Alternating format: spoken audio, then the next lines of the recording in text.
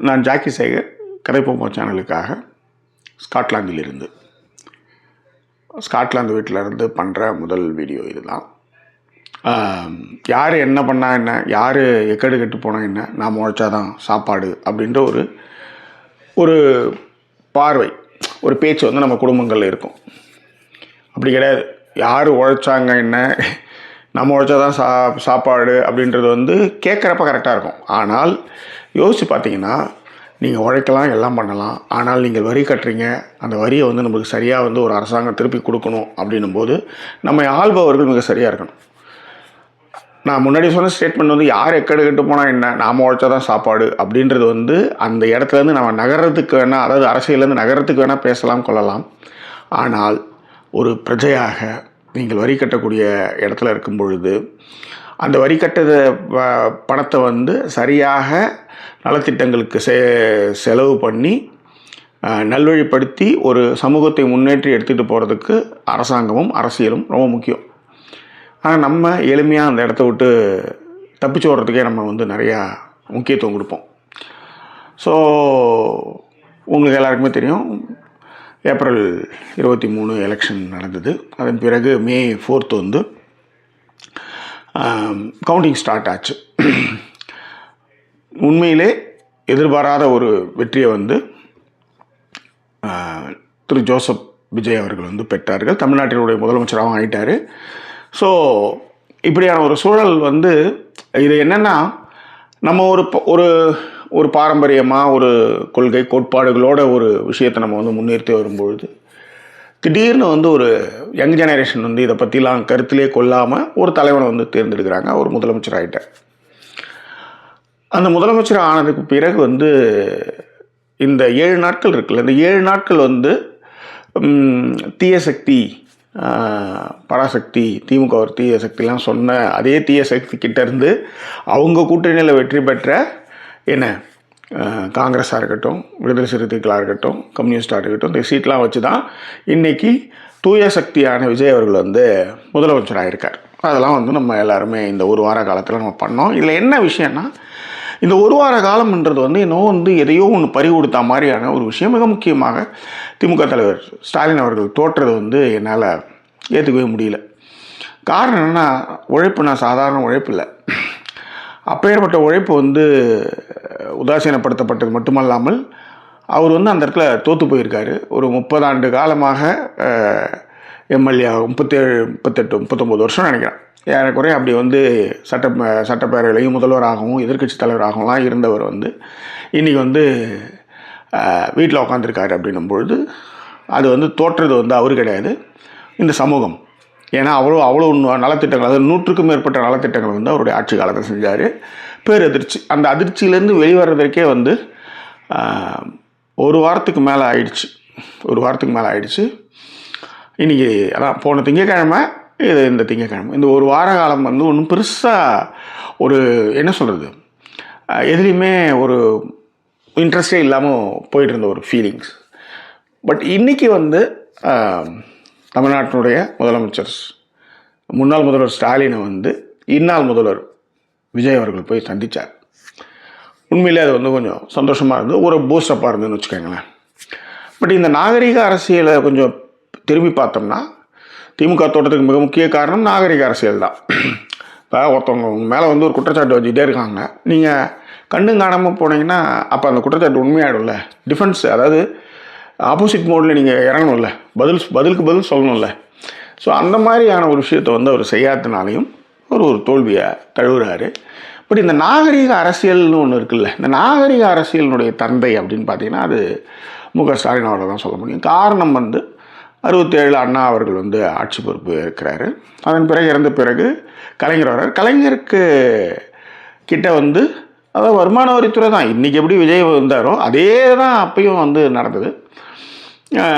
வருமான வரித்துறை வந்து ரைடு பண்ணும்போது கணக்கு கேட்டுக்கிட்டு அவர் பிரிஞ்சு போய் அது இன்றைக்கி எப்படி டெல்லி வந்து ஒரு சினாரியோ கிரியேட் பண்ணாங்களோ அப்போ எம்ஜிஆர் வச்சு ஒரு சினாரியோ கிரியேட் பண்ணாங்க.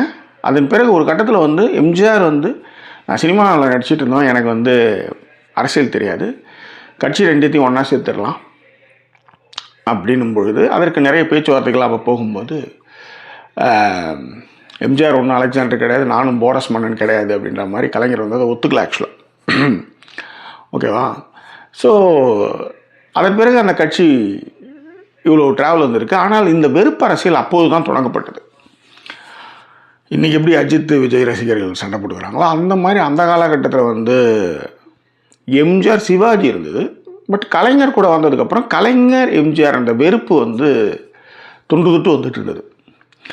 அதன் பிறகு அதில் மேலும் எண்ணெய் ஊற்றி வளர்த்தவர் வந்து யாருன்னு பார்த்தீங்கன்னா ஜெயலலிதா. இந்த கேரளாவில் இருக்க மாதிரியான ஒரு அரசியல் என்னவாக இருந்தாலும் பொது இடங்களில் பார்க்கும்போது பேசும்போது முகமன் குறிக்குவாங்க, வணக்கம் எல்லாம் வச்சுக்குவாங்க. ஆனால் நீங்கள் நல்லா கவனித்து பார்த்தீங்கன்னா அவங்க ஸ்டேட்டுக்கு ஏதாவது ஒரு பிரச்சனைன்னு ஒன்று வரும்போது பார்த்தீங்கன்னா சேட்டன்மார் வந்து விட்டு விட மாட்டாங்க, எல்லாம் ஒன்றாயிடுவாங்க. அப்படியான ஒரு பண்பட்ட அரசியல் வந்து தமிழ்நாட்டில் வெகு காலம் இல்லவே இல்லை. அதன் பிறகு மு.க.ஸ்டாலின் அவர்கள் வந்து தலையெடுக்க 2004 சுனாமியின் போது கூட வந்து பார்த்திங்கன்னா அன்றைய முதலமைச்சர் ஜெயலலிதா அவர்கள் வந்து நேரில் சந்தித்து திமுகவுடைய கட்சி நிதி இருக்கு இல்லையா, சுனாமிக்காக வந்து கொடுத்தாங்க. அதை நேரில் போய் அவர் சந்திக்கும் பொழுது கொடுத்த புகைப்படம் அரசியலில் வந்து முதலாக வந்து ஸ்டெப் இன் பண்ணது வந்து யாருன்னு பார்த்தீங்கன்னா ஸ்டாலின் அவர்கள் தான். அதன் பிறகு வந்து பார்த்திங்கன்னா அவருடைய இந்த 5 ஆண்டு கால ஆட்சி காலத்தில் முதல்வராக இருந்தபோது அவர் இந்த பேரியர்ஸ்லாம் அவர் கிடையவே இல்லை. அது வந்து எடப்பாடி அவர்களுடைய, அதாவது முதலமைச்சராக எதிர்க்கட்சி தலைவராக இருந்தபோது கூட எடப்பாடியுடைய அம்மா சாவுக்கு போனதுலேருந்து, பன்னீர்செல்வம் ஓபிஎஸ் அவருடைய அம்மா சாவுக்கு போனதுலேருந்து, தேமுதிக இவர் விஜயகாந்த் அவர்களுடைய மறைவுக்கும் சரி, இந்த மாதிரி எல்லா இடத்துக்குமே அவர் வந்து ஒரு வீட்டுக்கு பெரிய பிள்ளையாக இருக்கிற மாதிரி தமிழ்நாட்டுடைய பெரிய பிள்ளை டக்குன்னு ஒரு அந்த இதெல்லாம் பார்க்க மாட்டார். இவ்வளோ ஏன் கரிச்சி கொட்டின சீமானுடைய தந்தையாருடைய மறைவின் போது கூட வந்து மு.க.ஸ்டாலின் அவர்கள் வந்து ஃபோனில் வந்து நலம் விசாரித்தார். அதை விட திமுகன்ற ஒரு சக்தி வந்து அழியணும் அப்படின்னு நினச்சா பத்திரிகையாளர் பாண்டியோடைய அப்பாவுடைய சாவு கூட நேரில் போய் நலம் விசாரிச்சு அதுவே நிறைய விமர்சனங்கள்லாம் உண்டாச்சு. அதெல்லாம் பற்றி அவர் கவலைப்பட்டதே கிடையாது. அவர் அப்படியே வளர்ந்துட்டார், அவ்வளோதான். ஸோ இந்த மாதிரியான ஒரு சூழலில் விஜய் அவர்கள் வந்து முதலமைச்சராகிறார். இப்பயும் அவர் தான் வந்து முதல்வரா அப்படின்ற அளவுக்கு வந்து இதெல்லாம் ஏஐயா அப்படின்ற மாதிரி ஒரு ஃபீல் வருது. ஏன்னா கட்சி அதெல்லாம் வேற அரசியல் வந்து ஒரு 2 வருஷத்தில் இந்த இடத்துக்கு வர்றதுன்றது வந்து சாதாரண விஷயம் இல்லை. ஸோ அந்த மாதிரி வந்து அவர் முதலமைச்சர் ஆகிட்டார். நிதர்சனமும் சரி, மக்கள் தீர்ப்பே மகேசன் தீர்ப்புன்னும் போது விமர்சனங்களை நம்ம முன்வைக்கலாம். ஆனால் தமிழ்நாட்டினுடைய முதலமைச்சர் ஜோசப் விஜய் அவர்கள், அதில் மாற்றுக்கிறதே கிடையாது. அவர் வந்து பதவியேற்கிறார். பதவியேற்கும்போது கூட எனக்கு வருத்தம் இருந்தது. இந்த மாதிரி எதிர்க்கட்சி தலைவர்கள்லாம் வந்து அவர் வந்து கூப்பிடவே இல்லை அப்படின்ற ஒரு வருத்தம் இருந்தது. பதவியேற்று கொண்ட பிறகு அவர் வந்து மு.க.ஸ்டாலின் அவர்கள் வீட்டுக்கு போகிறார். ஏன்னா இன்றைக்கி கூட வந்து எடப்பாடியார் வந்து வணக்கம் சொல்லும்போது அவர் வணக்கம் சொல்லவே இல்லை ஆக்சுவலாக. அதுக்கப்புறம் அவர் வச்சுருந்த பேப்பர் கீழே விட்டுட்டார். அது கூட விமர்சனமாச்சு. அது இங்கே நம்ம பேசலாம், இன்னொரு நாள் சொல்கிறேன். அது வந்து புதியவர் அப்படின்ற மாதிரினாலும் கூட ஒருத்தவங்க வணக்கம் செய்யும்போது நம்ம வணக்கம் வைக்கணும்ல. ஸோ அந்த மாதிரி விஷயங்கள் அவர் மேலே விமர்சனங்கள் இருந்தாலும் அவர் நேராக சித்தரஞ்சன் சாலை ஆழ்வார்பேட்டு முதல்வர் வீட்டுக்கு வந்து அவர் வந்து போய் பார்த்தது வந்து உண்மையிலேயே மகிழ்ச்சியாக இருந்தது. இவரும் வந்து ஸ்டாலின் அவர்களும் வந்து என்னென்னா பையன், அதாவது நம்ம பார்த்து வளர்ந்த பையன் முதல்வராகிட்டார் அப்படின்ற மாதிரி ஒரு குதூகலத்தோடு அவர் வந்து கைப்பிடிச்சி அழைச்சிக்கிட்டு போனது அதெல்லாமே ரொம்ப நல்லா இருந்தது பார்க்குறதுக்கு. இதில் என்னென்னா இதை விஜய் அவர்கள் வந்து செஞ்சிருக்க வேண்டிய அவசியம் இல்லை. ஆனால் அவரும் அதை முன்னெடுத்ததில் மிக்க மகிழ்ச்சி. ஏன்னா என் ஸ்டேட்டில் நாங்கள் 2 பேரும் அடிச்சுக்கோங்க பிடிச்சிக்கோ என்னன்னாலும் பண்ணிக்குவோம். ஆனால் எங்கள் ஸ்டேட்டுக்கு ஒரு பிரச்சனைன்னு ஒன்று வரும்பொழுது நாங்கள் ஒன்றா இருப்போம் அப்படின்ற மாதிரியான கேரளா அரசியல் இருக்குல்ல, அந்த அரசியல் தமிழ்நாட்டில் நிகழாதா அப்படின்னு ஏங்கின நிறைய அரசியல் பார்வையாளர்களை நானும் ஒருத்தன். அந்த மாதிரி ஒரு அரசியல் வந்து இங்கே விஜயனுடைய பதவியேற்பின் பிறகு இது பண்பட்டு இருப்பது வந்து பெரும் மகிழ்ச்சி கொடுக்குது. உண்மையிலே பார்க்குறதுக்கு ரொம்ப சந்தோஷமும் மகிழ்ச்சியும் நெகிழ்ச்சியுமாகவே இருந்தது. உதயநிதி ஸ்டாலின் அவர்களும் வந்து வாசலில் நின்று ஆரத்தழுவி உள்ளார கூப்பிட்டு போனதும், கருப்பு சிவப்பு புத்தகத்தை அவருக்கு வழங்கியதும், மு.க.ஸ்டாலின் அவர்களும் அவரை கைப்பிடிச்சி அழைச்சின்னு போய் உட்கார வச்சு பேசினதும், அவரும் ஒரு போஸ்ட் போட்டிருந்தார். முதலமைச்சர் விஜய் அவர்கள் வந்து என்னுடைய இல்லம் வந்தார், அவருக்கு என்னாலான ஆசிகளை வழங்கினேன் அப்படின்றதும். ஏன்னா நேற்று வந்து அவர் வந்து பதவியேற்பில் நேரு ஸ்டேடியம் பதவியேற்பில் கூட வந்து கஜானா காலி ஆகிடுச்சின்னும் போது கூட முன்னாள் முதலமைச்சர் மு க ஸ்டாலின் அவர்கள் என்ன சொன்னாங்கன்னா, எடுத்ததுமே பஞ்சப்பாட்டு பாடாதீங்க, இருக்குது இல்லாமலாம் இல்லை, அதுக்கு ஒரு திறமை வேணும், மக்களுக்கு கொடுக்கணும்னு ஆர்வம் இருந்தால் போதும் கொடுக்கலாம் அப்படின்னு ஒரு ஸ்டேட்மெண்ட்டையும் அவர் வந்து கடுமையாக வச்சார்.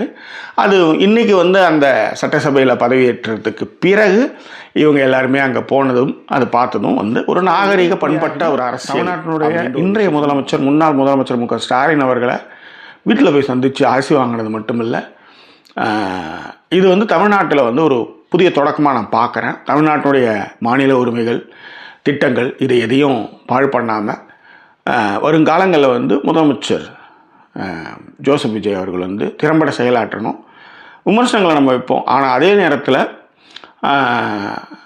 இந்த மாதிரியான முன்னெடுப்புகளை நிச்சயமாக நம்ம பாராட்டி ஆகணும். எப்பயுமே நல்லது நடக்கும்போது அதை வந்து பாராட்டினாதான் மேலும் நல்லது நிறையா நடக்கும் அப்படின்றது எங்கள் அம்மா ஜெயலட்சுமியோட சித்தாந்தம். அதுவும் எனக்கும் உண்டு. அது அதனால் நல்ல விஷயம் இது. அப்போ தான் மற்ற மாநிலத்திலேருந்து நம்ம மேலே வந்து ஒரு விஷயத்தை எடுத்து வந்து முன்வைக்கும்போது, இல்லைப்பா அவங்க எல்லாமே டப்புன்னு ஒன்றா செஞ்சுருவாங்கப்பா, இந்த விஷயம் அங்கே எடுபடாதுப்பா, முக்கியமாக பிஜேபி அவங்களெல்லாம் வந்து இது வந்து ஒரு பாடமாகவும் இருக்கும் அப்படின்றத நான் உற்று நோக்கிறேன். ஓகேவா? ஸோ நாகரிக அரசியல் அப்படின்னா அது ஸ்டாலின் அவர்கள் தான். இன்னும் இதை சொல்லி முடிக்கிறேன். அதாவது அதிமுகவில் கிங்காங்னு ஒரு நடிகர் உங்களுக்கு தெரியும், சின்ன குள்ளமாக இருப்பார்ல, அவருடைய மகள் திருமணத்திற்கு அவர் எல்லாருக்குமே பத்திரிக்கை வச்சார். அவர் பத்திரிக்கை வைக்காத ஆட்களே இல்லை. இத்தனைக்கும் அதிமுகவை சேர்ந்தவர், திமுகவை கடுமையாக திருமண கூட்டங்களில் சாடுபவர். அப்படி இருக்கும் பொழுது அவருடைய மகள் கல்யாணத்துக்கு வந்து எடப்பாடியே போகல. ஓகே, ஸ்டாலின் அவர்கள் முதல்வர், அவர் நேராக அந்த கல்யாணத்தை அட்டன் பண்ணி புக்கே கூப்பிட்டு வந்தார். அதுக்குதான் நீ வீட்டில் இருக்காருன்னு வச்சுக்கோங்களேன். சொல்கிறேன், இது நகைப்புக்காக சொன்னேன். பட் ஆனால் அது வந்து ஒரு பெரிய பெருந்தன்மை. அது எனக்கு என் தலைமையில் தமிழ்நாட்டினுடைய முதலமைச்சராக இருக்கும்பொழுது அவர் சொன்னது தான், எனக்கு ஓட்டு போட்டவங்களை மட்டுமல்ல, ஓட்டு போடாதவர்களுக்கும் நான் பணி செய்வேன்னு சொன்னார். அது உண்மை. அந்த பண்பு வந்து முதல் நாள்லே வந்து அது ஸ்டாலின் அவர்களிடம் இருந்தது வந்து விஜய் அவர்கிட்ட இருந்ததும் அதை வந்து பார்த்ததும் ஒரு நல்ல தொடக்கமாக நான் பார்க்குறேன். நல்லது நடக்கட்டும். ஆனால் விமர்சனங்களை தொடர்ந்து வைப்போம். இந்த மாதிரியான விஷயங்களை நம்ம நிச்சயமாக பாராட்டணும். அதற்கு முன்னெடுப்பு எடுத்த இன்றைய முதல்வர் ஜோசப் விஜய் அவர்களுக்கு நம்முடைய கதைப்போமா மற்றும் நம்முடைய ஜாக்கி சினிமாஸ், ஜாக்கி டிவி நேயர்கள் சார்பாக நம்முடைய நன்றியும் வாழ்த்தினையும் தெரிவிச்சுக்குவோம். வேற என்ன, இது குறித்தான உங்கள் கருத்துக்கள் பிறந்தவங்களை தெரியப்படுத்துங்க. இன்னும் வேறொரு எபிசோடில் உங்களை நான் சந்திக்கிறேன். அதுவரை நன்றி கூறியோட விருது உங்கள் ஜாக்கி சேகர். நன்றி, வணக்கம்.